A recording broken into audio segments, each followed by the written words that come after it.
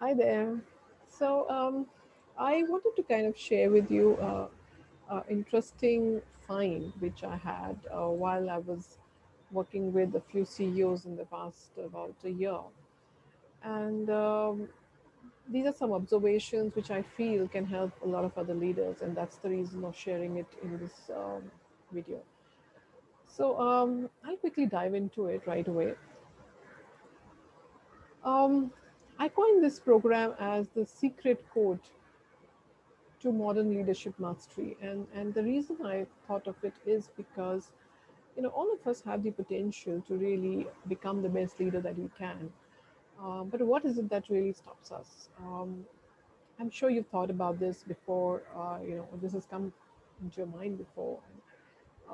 Especially in these times, in the last 1 year when it's pandemic, and now in India the second wave is also coming up, and a lot of us are concerned about what we're going to do and how we're going to manage this next year as well. So in these trying times, I wanted to bring some insights that I've observed, and possibly um, you can introspect while I'm sharing the slides and the presentation here, and see what is it that you could work on. You could pick up one or two or more, ideas from this presentation, and try to implement it on your own. And if you, of course, need any support, I'm there, and you can connect with me as well. And I'll share the details at the end of this presentation with you. So, um, quickly, let's dive into it. So, the first thing let's do is think a little bit as to how you can achieve what you're really capable of, and what is it that is stopping you to become the kind of a leader, who could be successful in professional as well as in personal life. I always believe that as leaders, we, have a very thin boundaries between our professional and personal lives. Um, what really happens at home also comes into work, and what really happens at work also kind of goes home. Although there should be a clear differentiation, but well, yeah, we are human beings, right? And also at the same time, our aspirations are, the same, in professional lives and in personal lives. We want to be happy, we want to succeed, we want to do the best that we can, utilize our potential, achieve success, make a lot of money, have a quality of life that we can really enjoy with our family. Yeah. So what is it that is really stopping us to achieve that kind of a result? Have you ever thought of that? um, to prove you this, I just wanted to kind of share with you a question as to, do you know what are the two biggest expenses we make our life? Our entire life, we have two biggest expenses. One is taxation. I think we all, as entrepreneurs, we know that, right? Our income tax and sales tax, and I mean all kinds of taxes that we end up paying, to the government, and we, without realizing, we do it every year. There's a lot of money out there, right, that goes to the government. The other is the cost of not utilizing our potential to make the kind of money we can, and also, of course, to live the kind of life that we can if we make that kind of money, right? I mean, if you've got loads of money, you can own a yacht and live in Hawaii, right? Or the live in a place that you enjoy living, right? On a hill station, or your choice of a place, right? So, what is it that's really stopping us?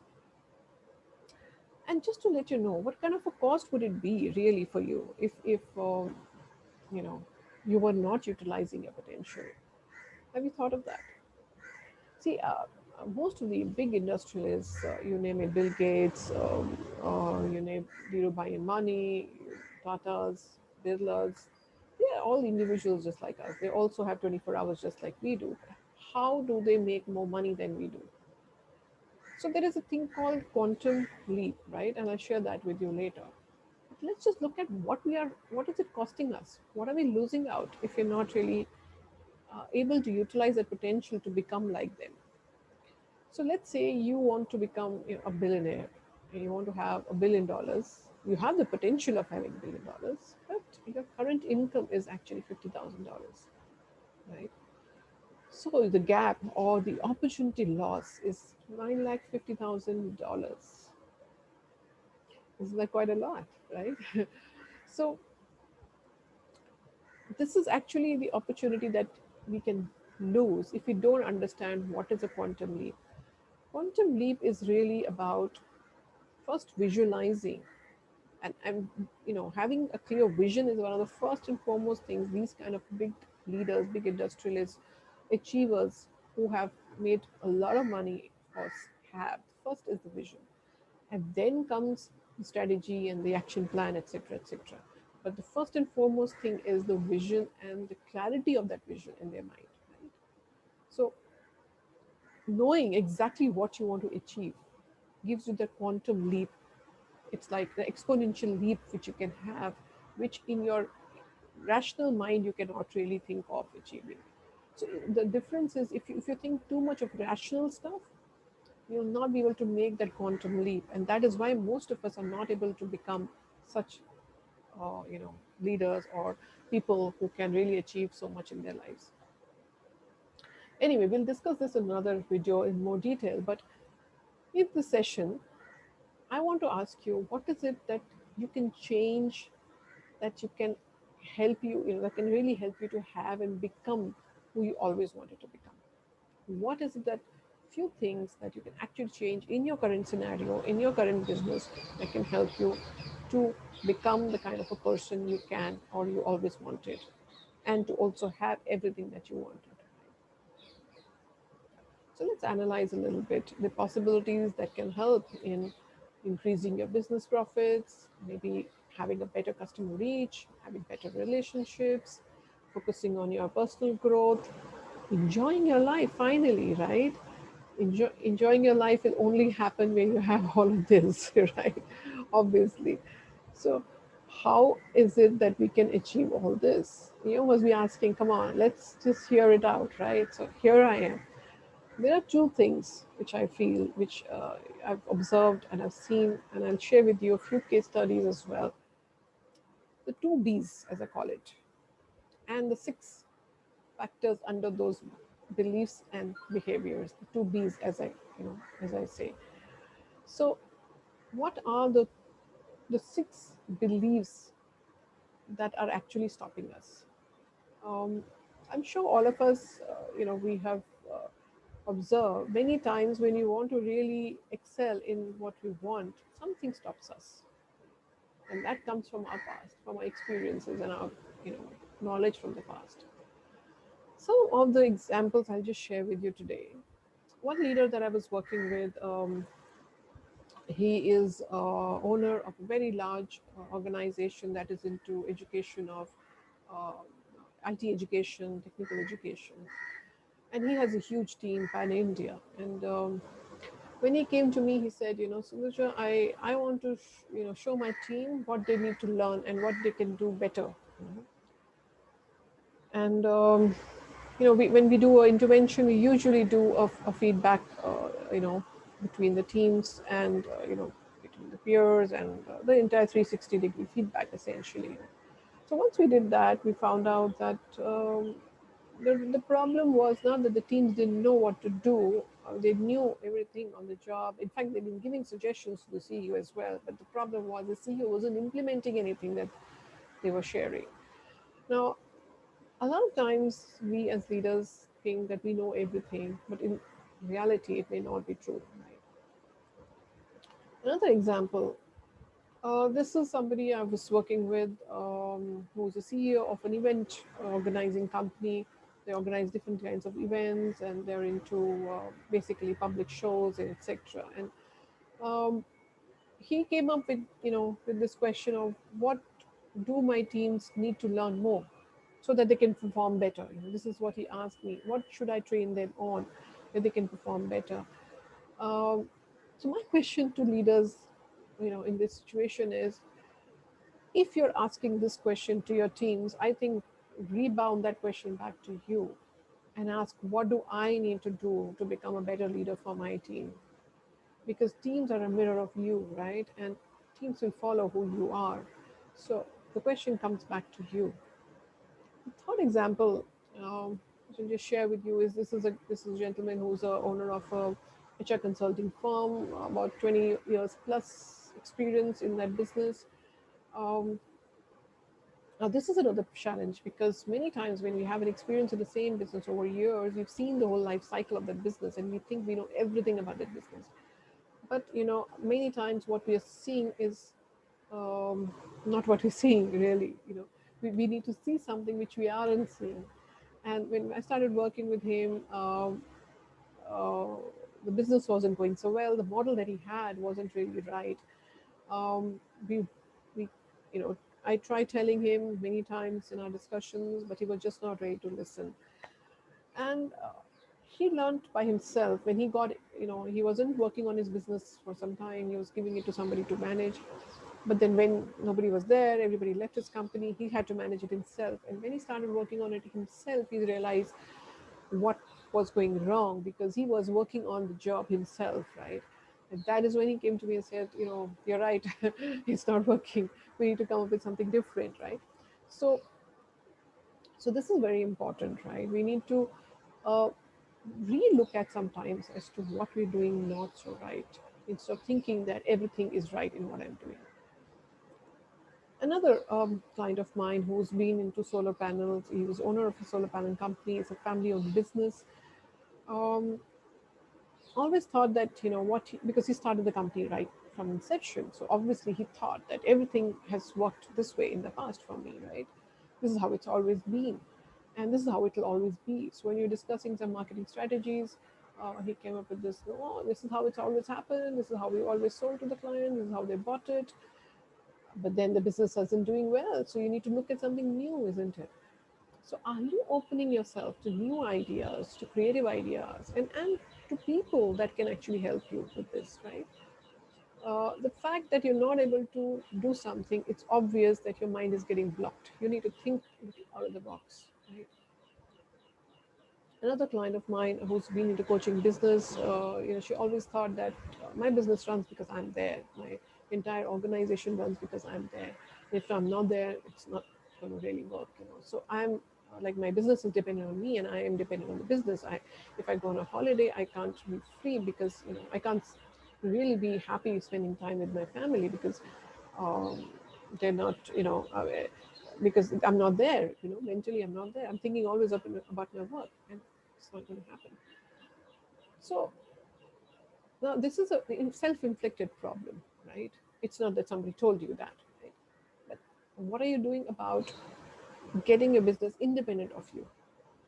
That's the question I want to ask you here. Is your business independent of you? If your business is not independent of you, you're just working for yourself. You're working for your own company. You're still in a job, you're not in a business. So think about that.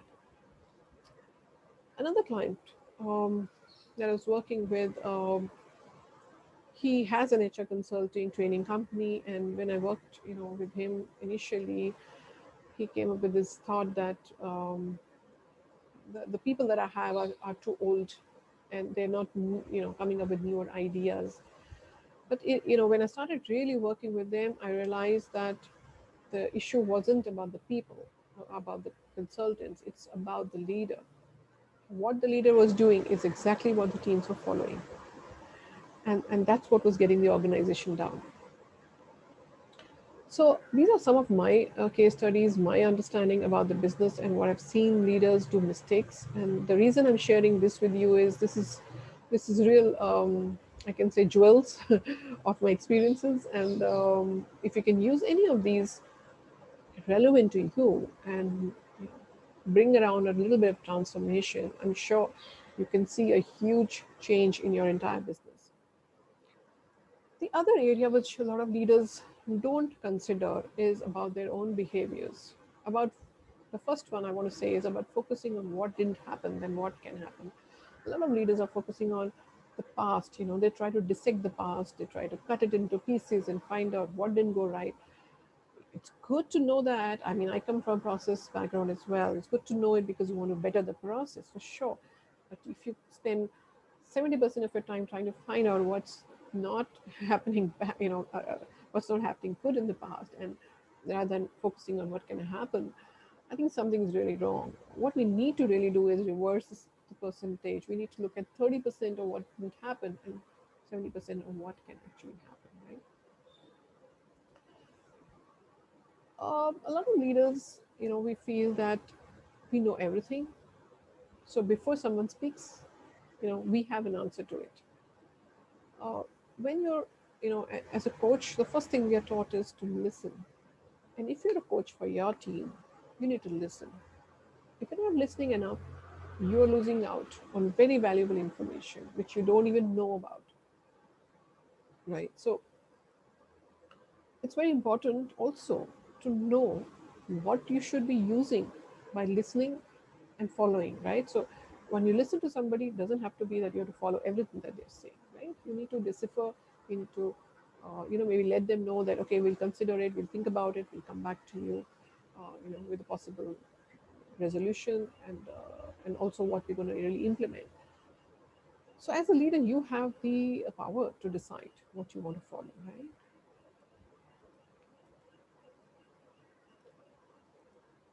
Not knowing how to respond to feedback.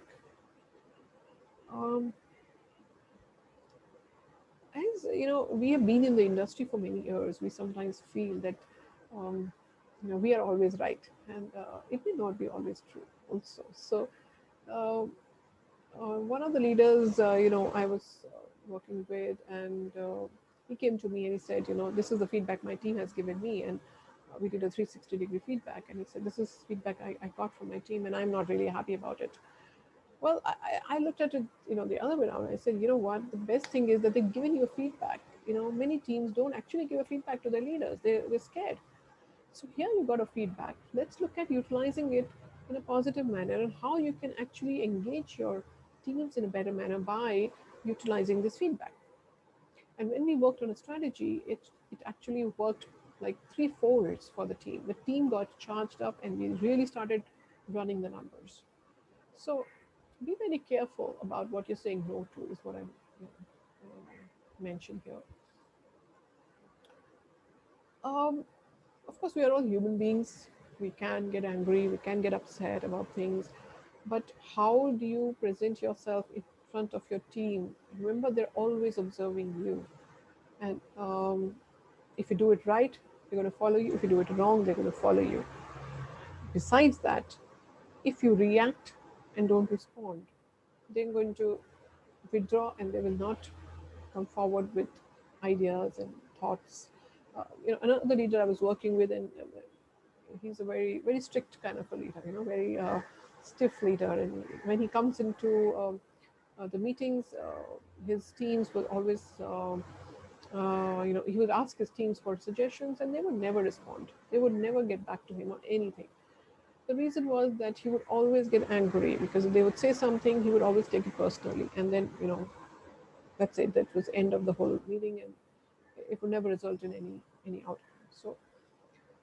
So be careful of your behaviors here. And last but not the least, we all know micromanagement is not a great idea, because then your teams are dependent on you, and also they're never independent of themselves. They can't really perform on their own without you. So you're actually cutting your own legs if you're really micromanaging everything. Hire the right people, get the teams to know what they have to do, and let them be. you know Give them the freedom. The more you control, the more you know they will work in a stiff environment, and it's not going to get you the results that you want. So so be a little careful on that. So the road ahead is that we basically need to understand what to do and what to not do, and especially what not to do, more than what to do. Really, as leaders, we know more or less what to do, but what not to do is the question. So a few beliefs. First belief: what I need to do so my teams can follow me. What should I do? Right. The other belief that we should entail is, what can I learn more? Third belief should be, what could go wrong in the way I'm doing it? There could be something going wrong. Think about it. What I need to do for a better future, and how to find a way that my team can work independent of me. The behaviors that we can look at are also quite a lot, and I'll share that also with you. The final belief is, do I really know why this is not working for me? Do you understand why this belief system is not working for you? And now let's come to the behaviors. Finding out what needs a change in your behaviors. We also do this with the 360-degree feedback. We also do it through psychometric assessments. And if you're interested, we can discuss this on a one-on-one call. You'll see my link at the end and we can connect with me on that. The other thing is to listen to people without judging them, right? Open your mind, open your heart, and you'd see a huge change. Think positively. Think before you act on what people say. Okay? Maybe there are a lot of people who say many things too, but you need to think in a positive way and you need to know what you will work on. Learn to give feedback in a positive way, in the sense, best is to give a sandwich approach, which is, positive, negative, and then positive. And always give a negative feedback in private and a positive one with the entire team. This is one of the biggest mistakes I have seen leaders do, and it just closes down the entire team. Responding rather than reacting.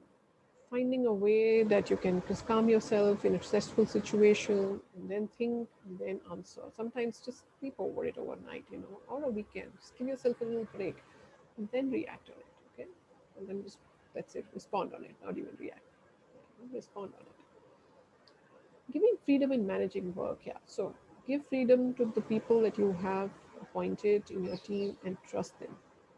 If you trust them, they will also trust you. Right? If you can follow all this, the result will definitely be success and fulfillment. You will see a huge difference in the way your teams are performing, and you will be able to have the kind of a team that can do anything for you, and you'll be a successful leader. So if this resonates with you and you feel this has added any value to you, this is a link. Also, there will be a button below this video. You can just click on that and book a one-on-one session with me. This is purely for the people who I've sent this video to, not for everybody. And I'm happy to have a discussion with you to understand what's your current goal, what's stopping you, and how we can have a game plan to achieve that goal. So I look forward to hearing from you soon, and you take care. Have a good day. Bye.